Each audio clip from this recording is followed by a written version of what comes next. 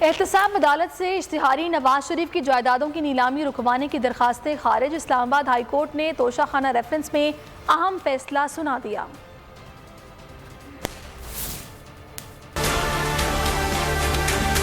نواز شریف کی جائیدادوں کی نیلامی رکوانے کی درخواستیں مسترد۔ اسلام آباد ہائی کورٹ نے توشہ خانہ ریفرنس میں اہم فیصلہ سنا دیا۔ چیف جسٹس اطہر من اللہ نے استفسار کیا۔ درخواست گزار اراضی کو اپنی پراپرٹی سمجھ رہے ہیں مگر کوئی ثبوت پیش نہیں کیا۔ ان پراپرٹیز کا جو ایگریمنٹ کیا ہے اس پر کوئی درخواست نہیں۔ وکیل نے کہا کہ یہ کیس سول عدالت کا ہے، احتساب عدالت کا دائرہ اختیار نہیں کہ وہ کسی کی پراپرٹی کو نیلام کرے۔ عدالت نے ریمارکس دیے کہ آپ کے کہنے کا مطلب ہے کہ احتساب عدالت نے ملزم کو اشتہاری کیوں قرار دیا؟ آپ کے پاس ڈاکیومنٹس نہیں اور جو دستاویزات موجود ہیں ان پر دستخط نہیں۔